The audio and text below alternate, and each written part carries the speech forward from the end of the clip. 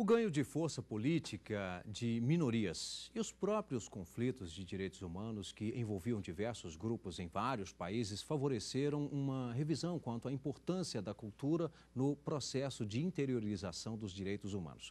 Na Academia de hoje, nós vamos conhecer um estudo que trata do equilíbrio entre o respeito aos direitos humanos universais e também as particularidades culturais. A pesquisa é de Héctor Luiz Vieira. Os entraves de aplicação das normas universais de direitos humanos frente às particularidades culturais. Dissertação de mestrado apresentada ao Programa de Pós-Graduação em Direito da Faculdade de Direito da Universidade de Brasília para obtenção do título de Mestre em Direito. Orientador, Eugênio José Guilherme de Aragão. Co-orientador, Luiz Roberto Cardoso de Oliveira. E para participar do debate de hoje, nós convidamos Ulisses Borges, doutor em Sociologia e professor do Departamento de Sociologia da Universidade de Brasília, e também Rodrigo Camargo, ele é advogado e presidente da Comissão de Diversidade Sexual da Ordem dos Advogados do Brasil, seccional Distrito Federal. Doutor Ulisses, mais uma vez, muito obrigado pela presença. Doutor Rodrigo, muito obrigado por aceitar o nosso convite da TV X para participar do Academia de hoje. E agora, nós vamos conferir um resumo deste estudo. A pesquisa destaca os problemas quanto à concepção pós-moderna dos direitos humanos com profunda relevância sociológica e especialmente jurídica, pois na medida em que envolve preocupações pertinentes às interações sociais encontradas nas sociedades complexas, alcança fortemente o âmbito jurídico, tendo em vista a necessidade de se posicionar o direito e o Estado frente às peculiaridades do tema dos direitos humanos. Obrigado, Héctor, pela presença, por trazer o seu trabalho para ser debatido aqui com a gente. Eu gostaria que você já falasse da metodologia. Bom, muito bem. O trabalho, basicamente, buscou fazer um diálogo entre duas áreas do conhecimento, a antropologia e o direito, tendo como recorte a temática dos direitos humanos, né? E uma das temáticas principais onde se é permitido fazer esse trânsito é justamente nesse debate que se faz entre a possibilidade da aplicação das normas universais de direitos humanos em quaisquer casos, frente às particularidades culturais, quer dizer, as questões peculiares a cada uma das culturas. Como viabilizar esse diálogo, né, entre a universalidade e o particularismo. Eu busquei trazer no trabalho ao longo de 3 capítulos, né? 3 capítulos nos quais eu debato essencialmente alguns temas que são caros à antropologia, mas que são caros ao direito, justamente tentando fazer essa ponte entre essas duas áreas, de modo a obter um resultado mais satisfatório com relação à pesquisa. Bom, o Héctor destacou para a gente 3 obras que o ajudaram, né, a elaborar este estudo. Vamos conferir quais são. Direitos Humanos e o Direito Constitucional Internacional, de Flávia Piovesan, editora Saraiva. O Fim dos Direitos Humanos, de Costas Douzinas, editora Unicinos. Igualdade, Diferença e Direitos Humanos, de Daniel Sarmento, Daniele Kaua e Flávia Piovesan. Lumen Iuris, editora. Bom, então de que forma cada uma dessas obras contribuiu? Bom, na verdade é sempre muito complicado eleger apenas algumas obras, né? Mas aqui no caso, essas 3 obras que eu trouxe para apresentar, a primeira delas aí é Direitos Humanos e Direito Constitucional da Flávia Piovesan, faz um apanhado geral sobre como se construiu a história dos direitos humanos e como que essa história ela se vinculou ao que hoje a gente conhece como direito constitucional, né? Basicamente ao movimento constitucionalista. A segunda obra do Costas Douzinas talvez tenha sido uma das principais obras aí que eu utilizei, justamente porque ele faz um apanhado da história dos direitos humanos, mas não um apanhado da história tal como a gente está acostumado a conhecer, que estão nos nossos livros de doutrina, entre outros livros, mas sim um apanhado crítico, né? Uma história crítica da história dos direitos humanos.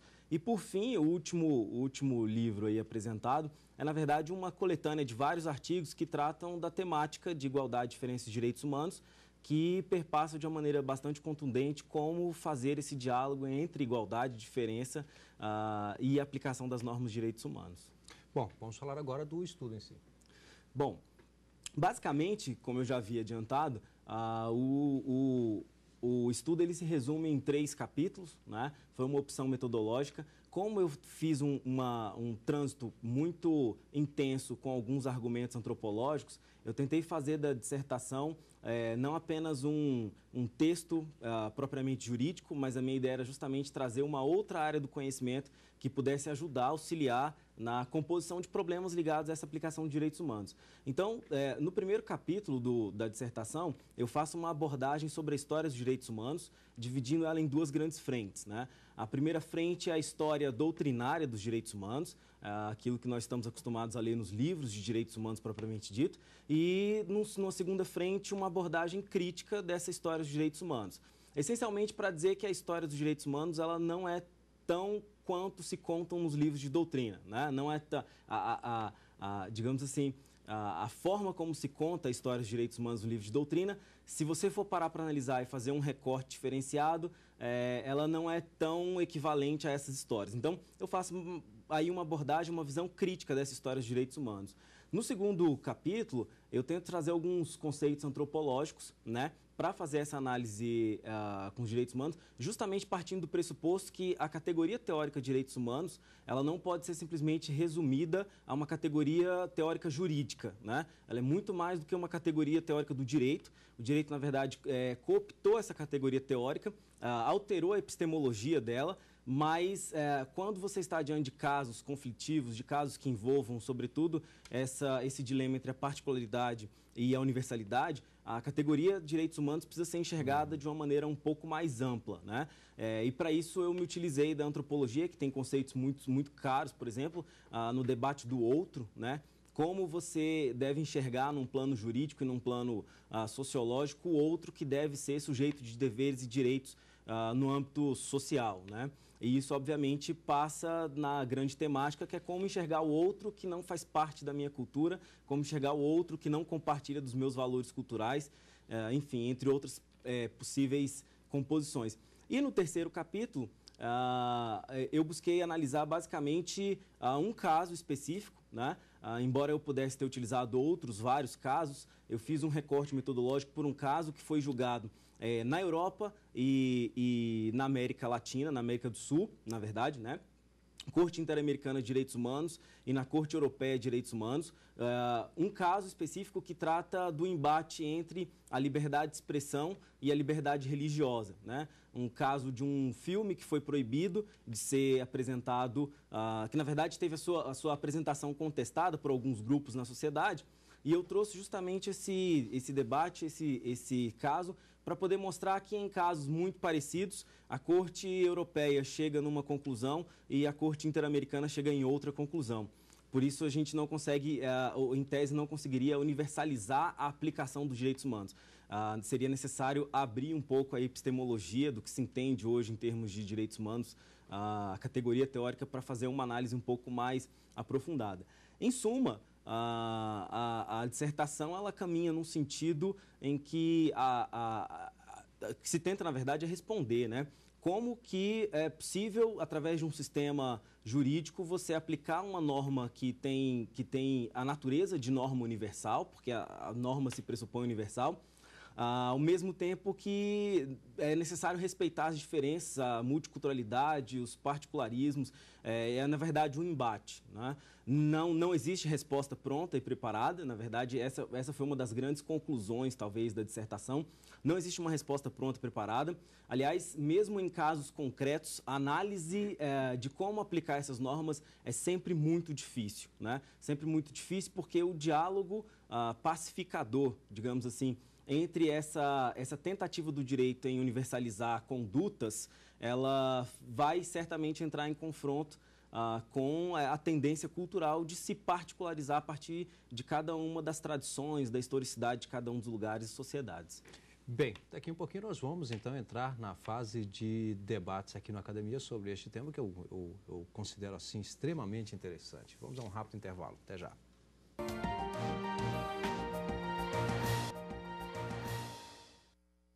Estamos de volta com a Academia e hoje debatendo a dissertação do mestre em Direito Héctor Luiz Vieira, os entraves de aplicação das normas universais de direitos humanos frente às particularidades culturais. Mas antes de iniciarmos aqui o nosso debate, vamos conferir algumas teses e dissertações que você também pode ter acesso.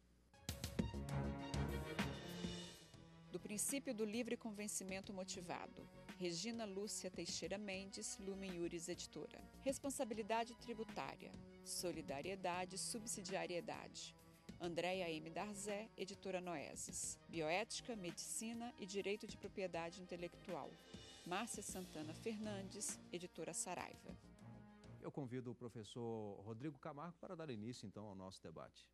Cumprimento o apresentador Rimac, o colega Hector e também o professor Ulisses, que tive a oportunidade ainda de trabalhar aqui na Comissão de Direitos Humanos da OAB, um excelente profissional e com quem tive muita satisfação, muita honra de fazer parte na Comissão de Direitos Humanos da OAB. Né? Em relação ao trabalho do professor Hector, quero também fortalecer esse parabéns, que é um diálogo que a gente acha muito complicado, difícil fazer entre o direito, a sociologia e a antropologia. Né? Não é fácil fazer esse diálogo, perpassar por todos esses âmbitos, sendo que o essencial para o direito, que acredito hoje, é ter exatamente esse discurso múltiplo dentro de várias áreas e que faz com que o direito engrandeça e as soluções de conflitos, principalmente na temática de direitos humanos, sejam bem mais satisfeitas nesse caso. Né? Porque acho que o direito puramente em si, para tratar dessas questões de direitos humanos, essencialmente, ele ainda necessita de um complemento. E esse complemento, com certeza, pode estar dentro da antropologia e da sociologia. Né? E percebi também, professor Hector, que essa binomia que coloca-se entre particularismos, né, culturais com a universalidade normativa que tu coloca, hoje a gente consegue ver que ela é mais, assim, acho que acirrada entre Ocidente e Oriente. Meu enfoque vai ser muito mais na questão religiosa, talvez com particularismo. Mas hoje a gente consegue enxergar entre Ocidente e Oriente uma diferenciação de culturas assim mais acirrada, né? Mas eu queria trazer assim o enfoque mais para o Brasil em si. Por exemplo, um receio muito grande que eu tenho dentro dessas ideias, dessas particularidades culturais é o viés da religião que possa legitimar certas atitudes ou violentas e homofóbicas, que é como presida a Comissão de Diversidade Sexual. Acho interessante também trazer para esse lado. Que esse particularismo, que pelo viés religioso possa legitimar certas ações sexistas, ações que possam fazer com que você aumente essa violência e a discriminação para esse grupo homoafetivo que a gente chama. Né? Então, assim, a gente consegue enxergar o acirramento muito maior entre Ocidente e Oriente, de culturas, vamos dizer assim. Né?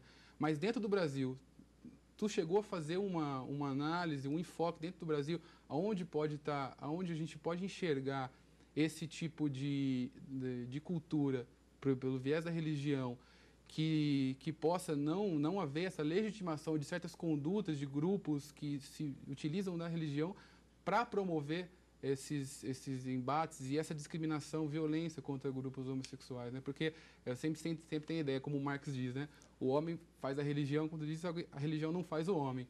Então, assim, eu só tenho esse grande receio de que a gente não possa legitimar certas atitudes hoje que está dentro da universalidade normativa de direitos humanos e faz parte desse grupo LGBT, por exemplo, que faz parte os princípios da Constituição a gente utiliza para esses grupos também. Então, esse grande receio que eu tenho de não legitimar certas violências contra esse grupo, né? Bem, na verdade, professor Rodrigo, a questão do debate que liga a religião e a própria questão da diversidade sexual, ela é bastante antiga, né? Talvez até bem mais antiga do que o próprio discurso dos direitos humanos. No caso brasileiro, especificamente, a gente tem meio que uma visão que, dado o nosso sincretismo, e aí eu uso de sincretismo com muitas aspas, né? Porque bons teóricos da sociologia da religião discordam desse tal nosso sincretismo, dessa maneira como é passada.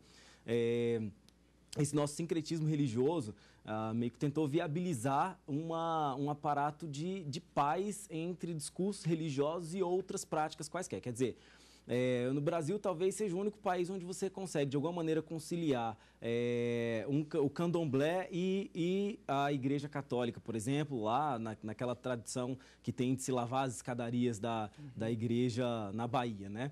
Então, o discurso religioso, ele faz parte de um discurso que está dentro desse aparato de proteção dos direitos humanos. Só que aí entra talvez uma nova concepção que nós temos, ou que nós tentamos buscar hoje de democracia, que há muita democracia já não é vista mais apenas numa perspectiva de maioria, né? Democracia passa a ser e é cada vez mais não só uma ligação à maioria, mas essencialmente o respeito às minorias, aquelas que a gente chama de minorias políticas, né? O ponto é difícil você encontrar um equilíbrio entre como se pode produzir um discurso e como não se pode produzir um discurso, né? Em alguns momentos, inclusive alguns momentos históricos da Constituição, da jurisprudência constitucional, nós chegamos até a discutir o hate speech, a possibilidade de um discurso de ódio, que entra nessa questão também desse debate, né, dessa universalidade ou do particularismo. É dizer, eu posso produzir um discurso de ódio, a minha liberdade de expressão está abarcada, está protegida pela minha possibilidade de produzir um discurso de ódio contra alguém, que pode ser, por exemplo, alguém que destoa da minha opção, da minha orientação sexual, ou eu não posso, né? A resposta, como eu disse anteriormente, ela não é uma resposta pronta, preparada, né? Não existe uma fórmula mágica. O caso a caso resolva, mas uma coisa é certa, mesmo que o caso a caso resolva, há sempre, do ponto de vista democrático, um déficit da parte que não teve a sua demanda atendida. E, óbvio, alguma demanda não vai ser atendida, porque em casos concretos você não tem como, de fato, atender as duas demandas ao mesmo tempo, numa equivalência de satisfação, né? Então, eventualmente, sim, é um debate importante que nós precisamos trazer, sobretudo quando a gente olha para o nosso aparato político, para o nosso cenário de poder legislativo, onde você tem bancadas voltadas para defesas de direitos religiosos, liberdade religiosa, ao mesmo tempo que você tem a construção e a composição de um movimento cada vez mais forte pela diversidade sexual, pelo direito de ser diferente, e aí entra novamente aquela discussão, né? A questão da igualdade, da diferença. Mas o ponto central talvez seja que a democracia parte desse pressuposto que é necessário para que nós sejamos iguais, que as nossas diferenças sejam respeitadas, né?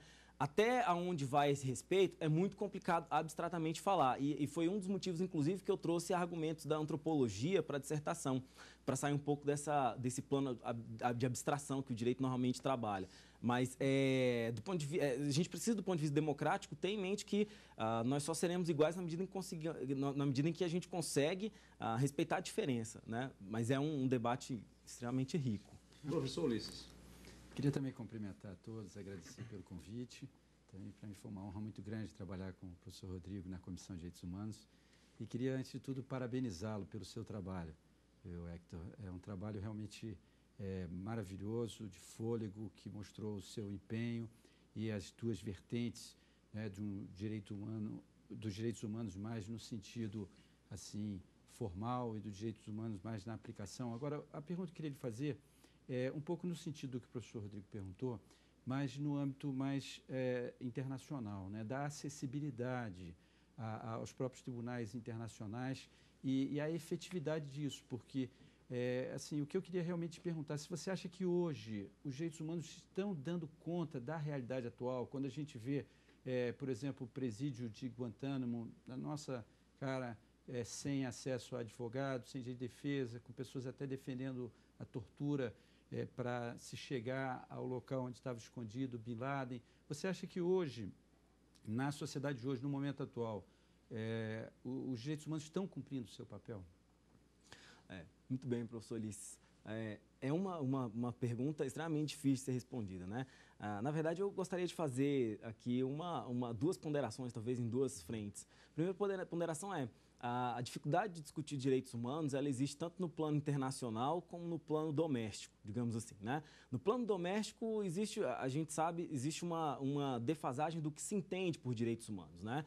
O senso comum, por exemplo, normalmente vincula a ideia de direitos humanos a direito de bandido entre muitas aspas aqui, né? Que é uma vinculação que não faz sentido. É óbvio que quando você faz parte desse pressuposto, a efetividade daquele mecanismo que a gente gente cria para poder proteger direitos fundamentais, né, os próprios direitos humanos, ela fica prejudicada no plano nacional, no plano doméstico. No plano internacional, isso fica ainda mais complicado, levando em consideração as relações internacionais que se colocam entre os países. Quando você não tem aí uma soberania de um país, ou de um órgão, de um instituto, né, como a gente já sabe, e você não tem quem possa aplicar de alguma maneira e dar efetividade àquela aplicabilidade daquelas normas de direitos humanos, né?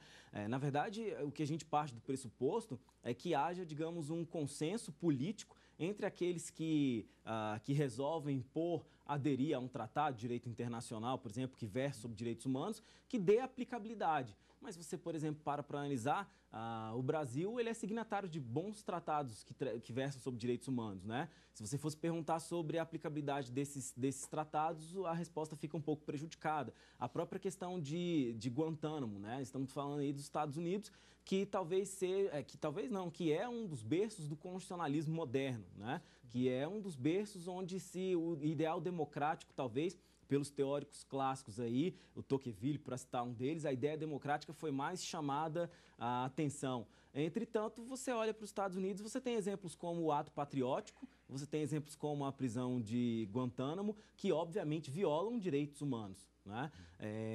Então, é um diálogo um tanto quanto complicado, mas é um diálogo que nós só conseguiríamos estabelecer se nós deixássemos um pouco de lado o aparato meramente dogmático do direito, propriamente dito. Não estou dizendo que não é importante, claro que sim, o direito se constitui a partir disso, mas a gente precisa entender que a categoria de direitos humanos, ela não é apenas uma categoria jurídica, ela não é a categoria onde você tem um tratado, uma legalidade posta e você vai aplicar aquilo como se fosse um carimbo que vai se encaixar perfeitamente em todas as situações. Não, não vai, porque a cultura traz um elemento diferenciador, não só dos indivíduos em si, mas essencialmente das culturas, das sociedades que envolvem ou que estão envolvidas numa situação de conflito, por exemplo, né? Sim, eu fico volto a bater nessa ideia inicial que tinha colocado também, que já sei que realmente é uma difícil resposta isso, mas eu tenho em si que esse choque, esse conflito entre, por exemplo, alguns tratados internacionais também pós-1948, que tivemos a Declaração Universal, né, de Direitos Humanos, também apregoam essa liberdade religiosa e faz com que talvez até fortaleça essa ideia. E a liberdade religiosa, sim, ela deve ter. A minha preocupação, professor Hector, eu até volto para uma complementação tua, é no sentido de qual o momento que a gente pode definir que o viés da religião não possa sufocar certas minorias. Eu digo minorias em geral, porque quando a gente tinha tratado no início, eu tinha falado em relação à diversidade sexual, a uniões homoafetivas e tudo mais. Mas eu digo assim, há uma amplitude de uma liberalização em relação às opções religiosas. E isso, sim, faz parte de um processo democrático. Mas, a partir do momento que eu trago esse viés ideológico para sufocar essas minorias, será que aí eu não estou utilizando o particularismo cultural para poder assim, aniquilar os direitos humanos universais no total, que deveriam ser inerentes a toda pessoa humana, independentemente da sua orientação sexual e identidade de gênero, né? Certamente, né? Porque o pano de fundo dessa discussão é justamente em que medida que eu consigo reconhecer no outro alguém igual a mim.